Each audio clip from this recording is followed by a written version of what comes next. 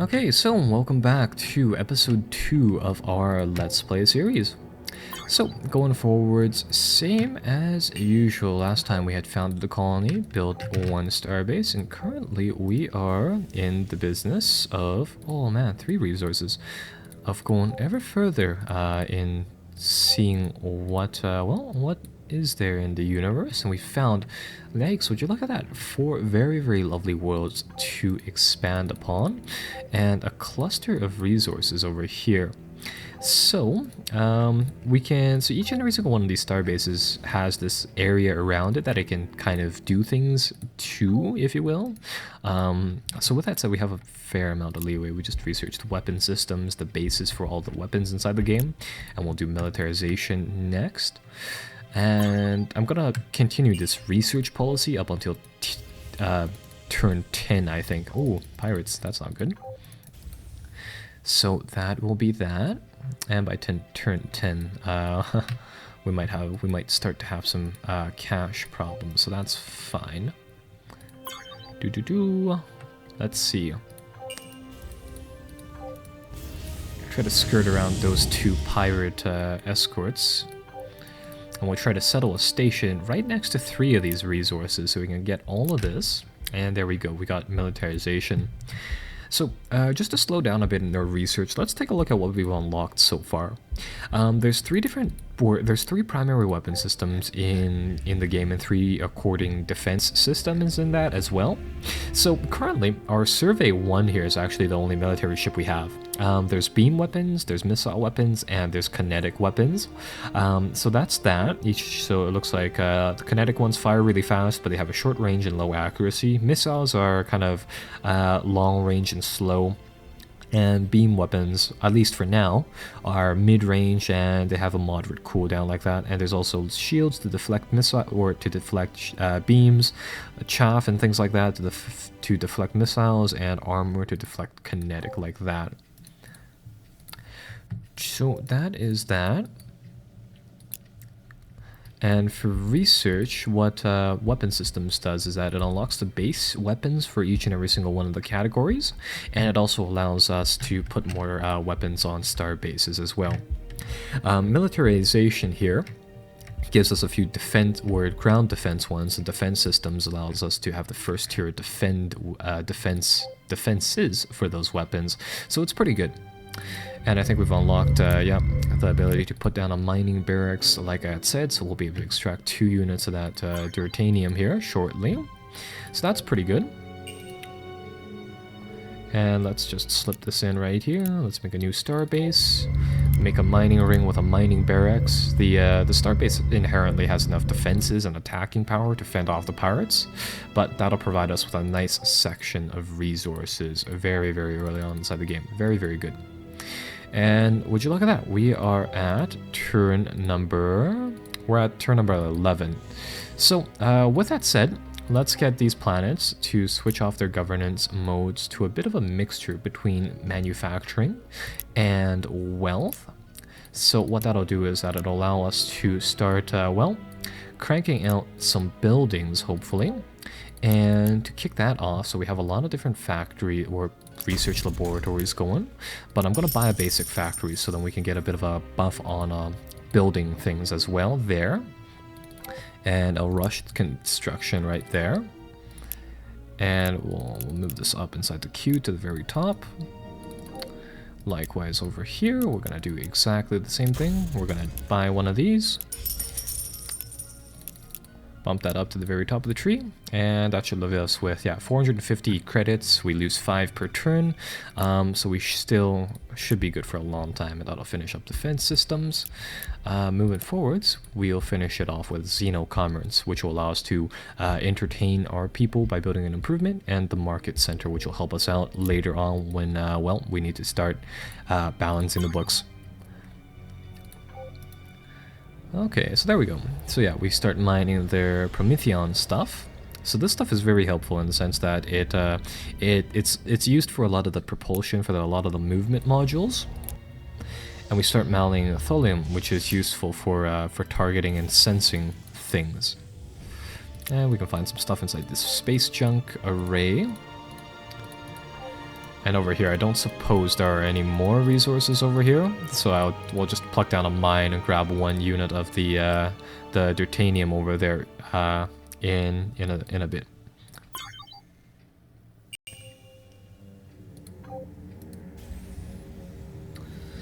Yep, so I'll build another starbase, we'll get that set up.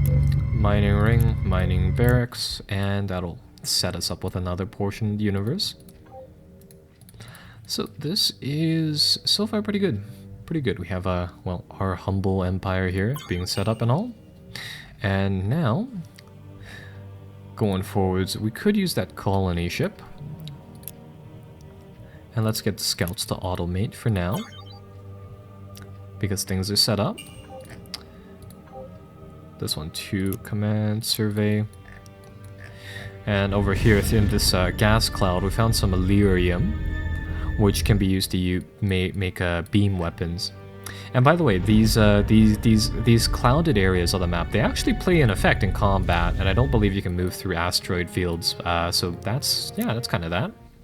Right, so Xenocommerce is done, and now we've got to make a choice.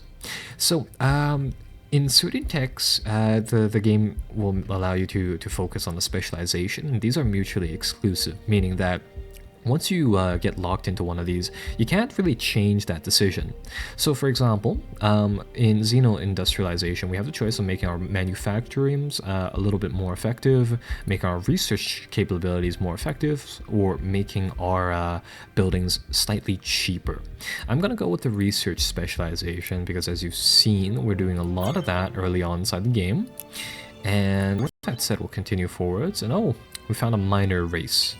So these people are, yeah, they're not a particularly important or vibrant race inside the galaxy, but they play a role nevertheless. So this minor race, let's see where we've met them. Where have we met them?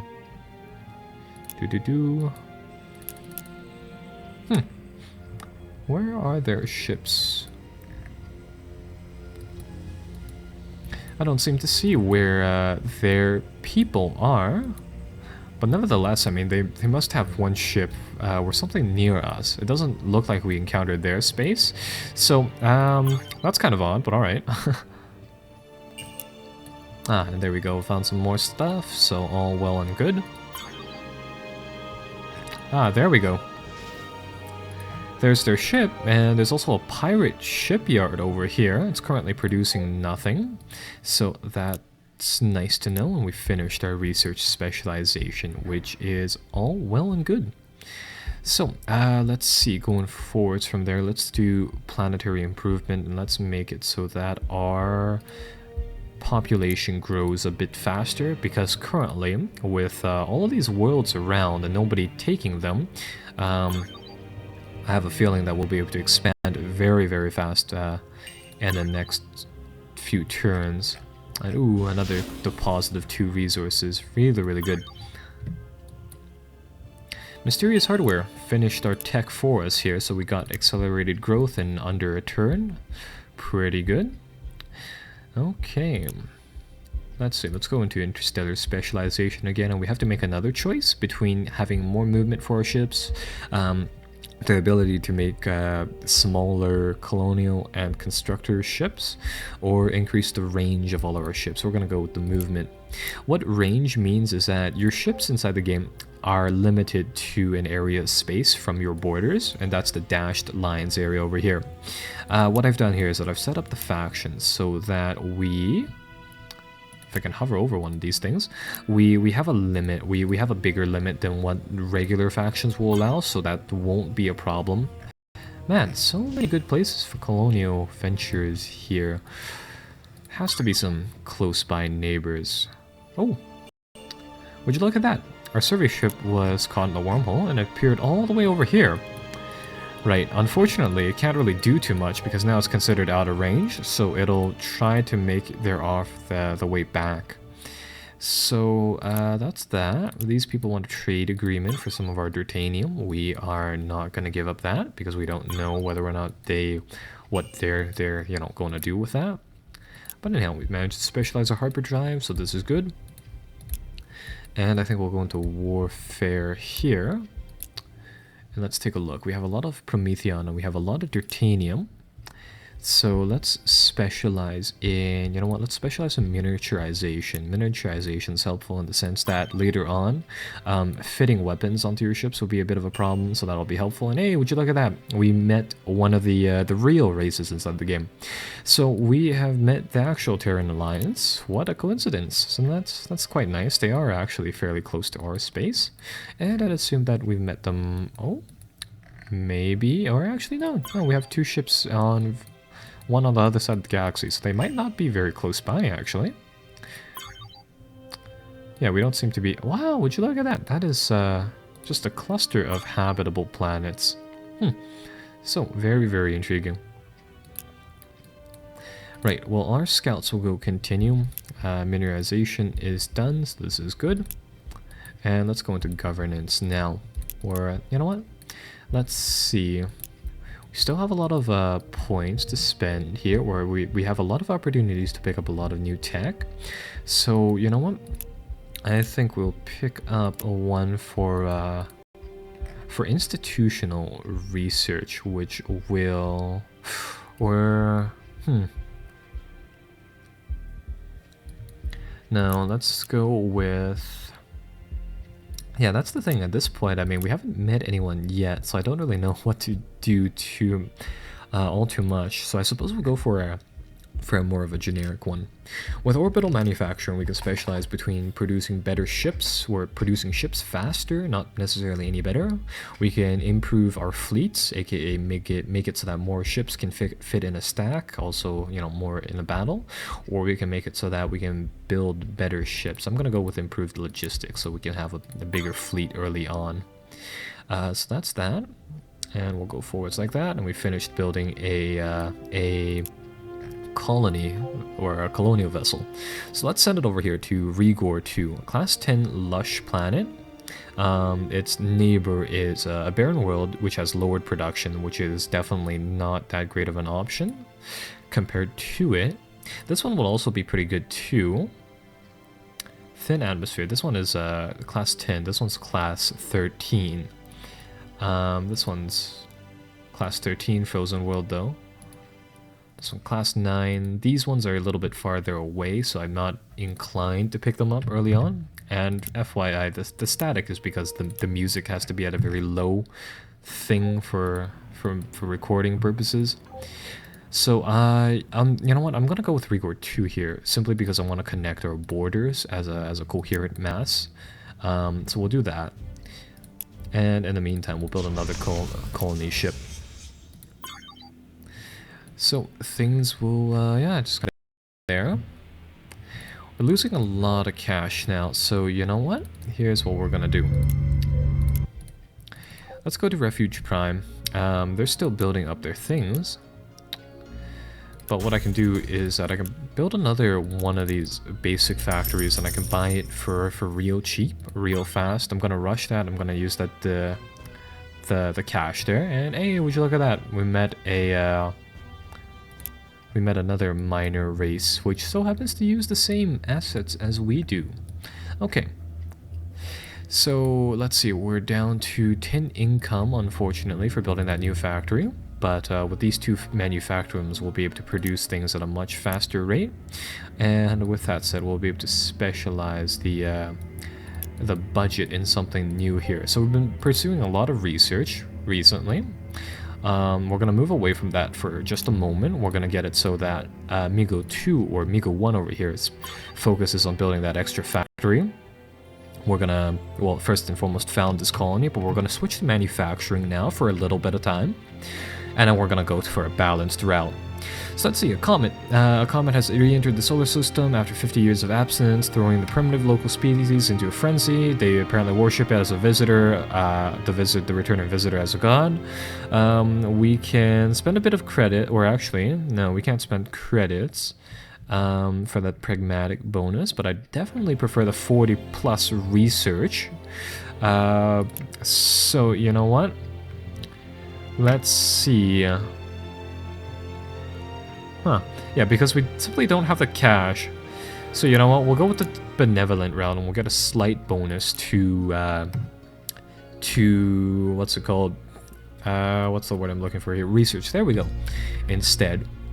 And taking a look at this planet, it has an ancient wonder, and it also has a paradise tile, which would have been really nice to know earlier on, because these really help you boost up your approval.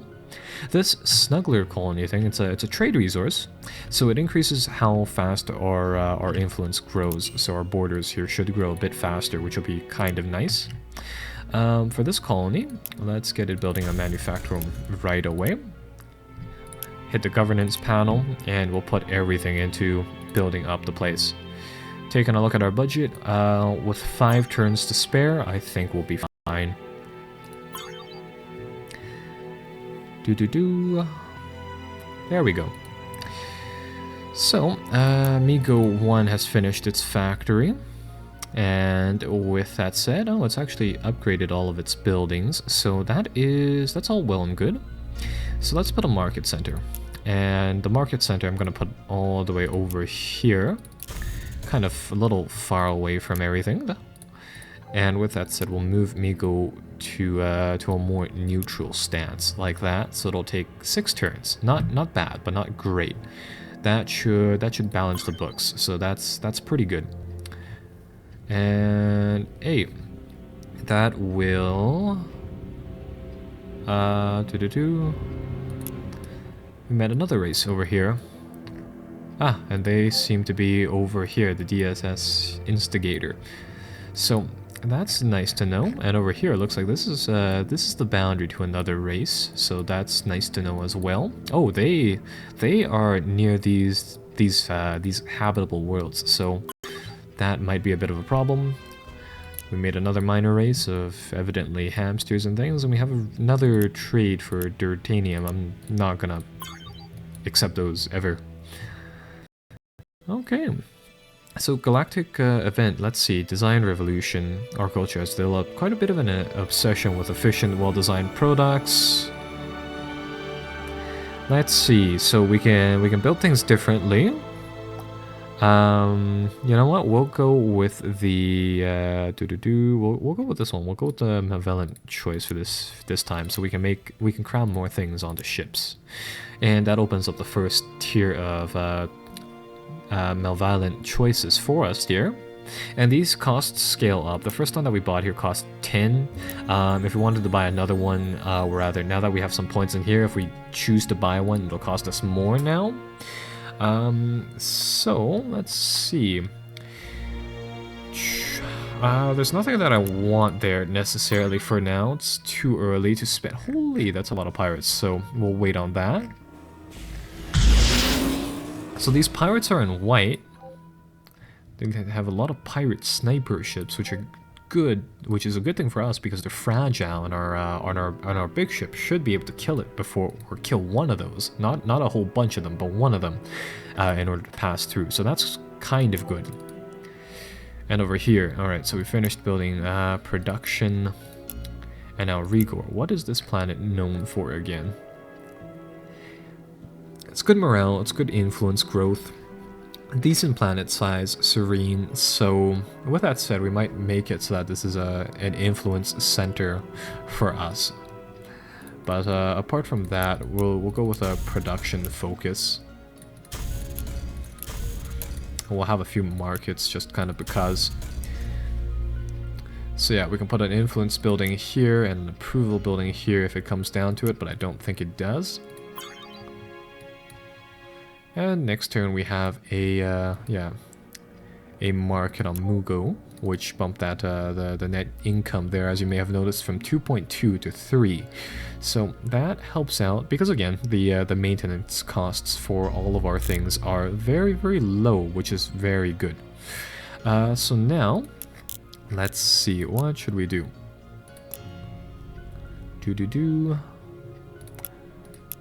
Let's grab another basic factory, and on Refuge Prime, let's see, so we're still upgrading buildings over here. In that case, you know what, we'll finish the laboratory, and then we'll get started on converting the factories. So now, governance, let's make it so that we can afford to lose 2 $2, or, you know, 2 credits each turn. So we'll go with that. And we picked up an artifact on, I think, this fleet. Not that we can use it. Or not that it's all too beneficial. Found another pirate shipyard, okay.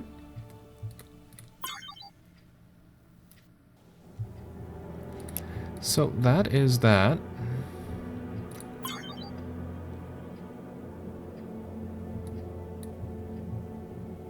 And hey, another colony ship is done. So let's get another one. Let's send that out.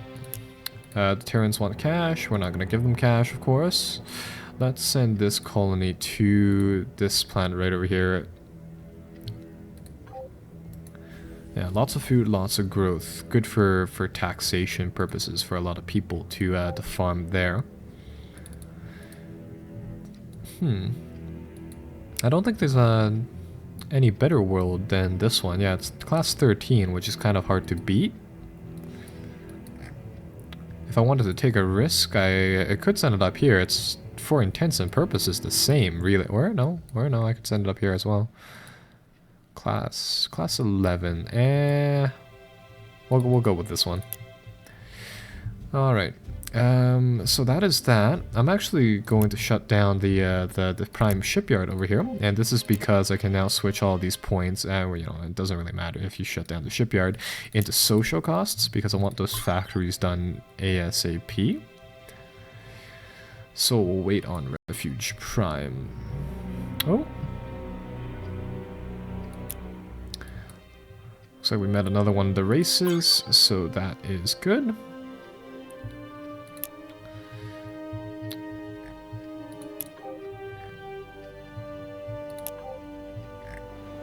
Okay. So there we go. We finished another set of things, and there's still quite a few factories to upgrade and things like that. So not bad, not great.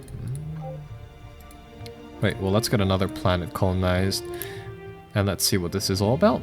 So, intelligent radiation, the intense radiation background of this world occasionally causes strange interference. Apparently it is alive, so we can use it to benefit us in terms of research or the economy. So this world has a high amount of growth. I think I'll go with economy, and let's take a look at what it has. So we have some Helios ore. It'll make it so that we can build better ships. We have some rare stones for wealth, and some precious metals also for wealth, so this is very good. So with that said, we're going to go with 2 basic factories and 2 market centers. This is really, really good, actually. This will give us a lot of cash right away, or a lot of commerce. Put all of that into manufacturing, and that should, well, be the end of that. So for Migo, this planet is well balanced. For this planet over here, things are For Refuge Prime, all it has to do is upgrade that last building, and it should be good.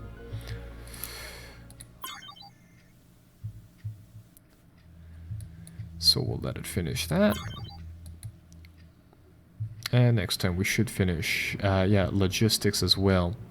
Okay, so now the world is still very, very young. There's still a lot of area between the different worlds, but I see some pirates getting kind of close to our borders.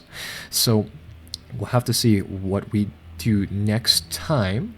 I think I'll leave it here because we have a few different opportunities. We could try to improve the world over here in our capital by building a few more structures, or alternatively we could look at, you know, some more manufacturing and some military ventures, getting rid of the pirates over here and the pirates up here, perhaps to you know, kick things off of. So with that said, I think we'll make a save right here and continue off next time in episode 3. And with that said, if you haven't already done so, be sure to well, subscribe to the channel. And with that said, I hope you'll be back for episode 3.